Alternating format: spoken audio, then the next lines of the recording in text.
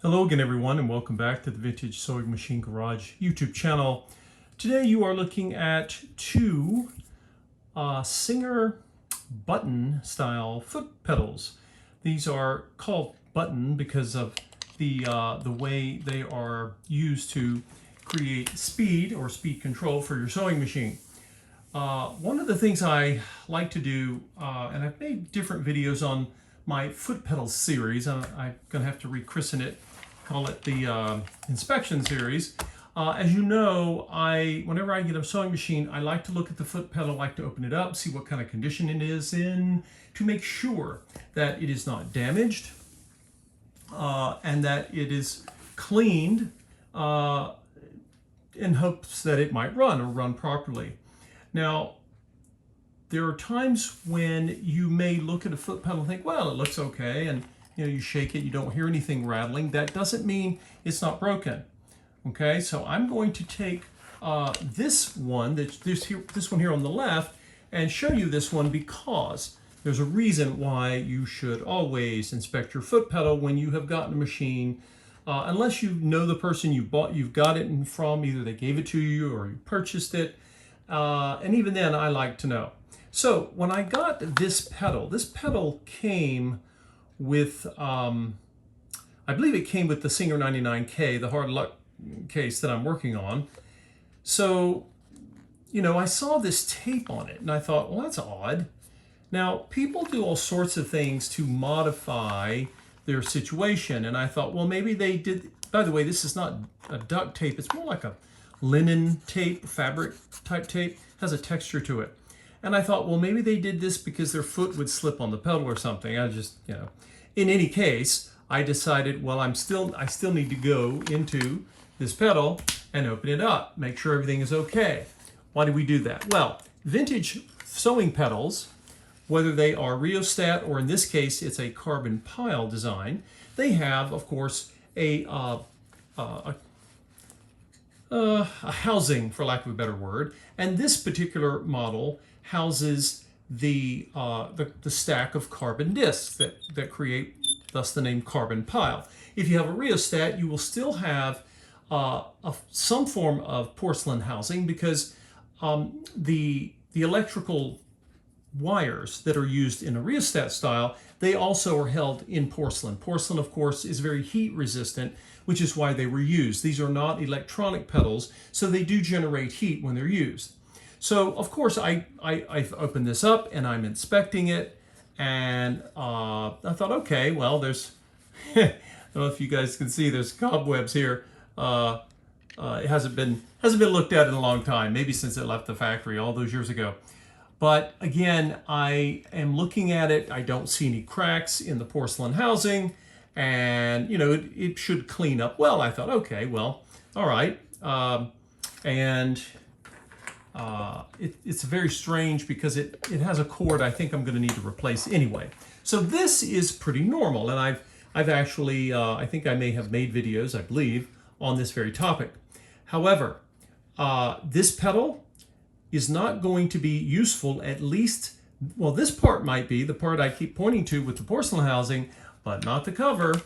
I have saved and salvaged all kinds of parts from machines when maybe I had a client who said, I want an electronic pedal, I don't want the old style. And I would provide one for them, but I would keep the old pedal because you never know. Some people prefer the original pedal style. However, remember that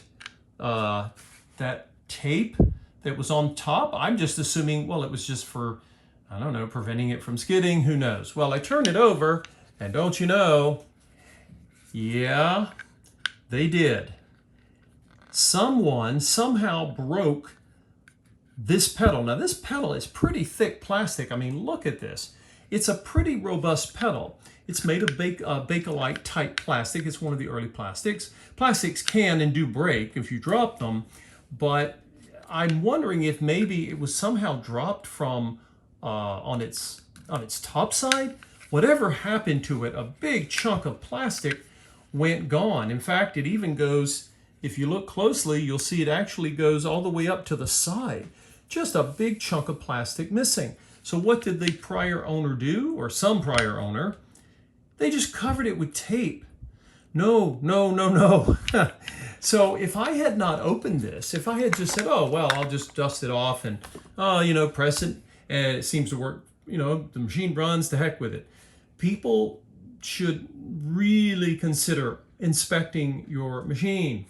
And that includes your foot pedal. Holy cow. Now, I'm not willing to do that. There's a reason that this plastic housing exists, is to keep you separate from the electricity. I'm not interested in having just a piece of tape separating me. And is that overkill on my part? I don't know, but it's silly. So if you ever have this situation, if you have, let's say, you took your foot pedal, the old one, and you shook it, you didn't hear anything, you think, oh, well, the porcelain's not broken. No, you could have a crack in the porcelain. If the porcelain is cracked, just do not use it. That would be the end of the foot pedal. This part of the foot pedal is actually, it's dusty and dirty, but it may clean up just fine. But if I have an extra cover or an extra foot pedal over here like I have that I just showed you, I'm going to use that. Now, I will save, you have to think when you're salvaging parts, be like a scavenger. Well, this still works. Maybe I'll get a pedal one day and it's missing the button, which can happen if somebody opens it up and loses it. Who knows? Strange things happen. But again, I mainly wanted to show you this to emphasize that do not assume, again, if you know the person, they've been using it regularly, and they why not inspect it? The great thing about so many of the vintage machines and the different parts of them, like foot pedals, they were designed to be taken apart, So you've got the feet, you've got screws to take it apart. A lot of new products, they're sealed. They're just sealed. You use them and they die and you toss them. That wasn't the way back in the day. They actually made so many things, not just sewing equipment, all kinds of appliances and small electric things were designed to be accessed, to be repaired. And so I didn't expect this, but you never know until you look. So look before you leap, as they say. So I'm very pleased that I open up all my foot pedals, but I wanted to show you this because, you might have a foot pedal that has problems. And you can't always tell by just plugging something in, which I really don't advise doing, until you know it's okay, right? This housing looks great. There's no reason not to use it. If I have a cover, maybe I have a foot pedal that maybe I had one. I'll have to go back and look at my stash. Maybe I had one where, let's say, the porcelain housing was cracked and I had to get rid of the base, but I still, if the top was good, well, I'd keep that. So because these are so wonderfully compatible, I can save parts of components like this, and you never know when I might be able to use them. So, words to the wise: always know what's going on with a machine when you first get it, because you just don't know its history, right? And someone could be very well-meaning. They could say, oh, it's in wonderful shape, and they believe it is. And who knows, maybe, 8 years ago they forgot and maybe didn't notice that somebody dropped the pedal. You just never know. So I appreciate all of you watching. I wanted to share this with you because, I made a number of videos on foot pedals, and I don't make a video on every single foot pedal I do, because a lot of the things I do are repetitive procedures of things I've already shown on the channel.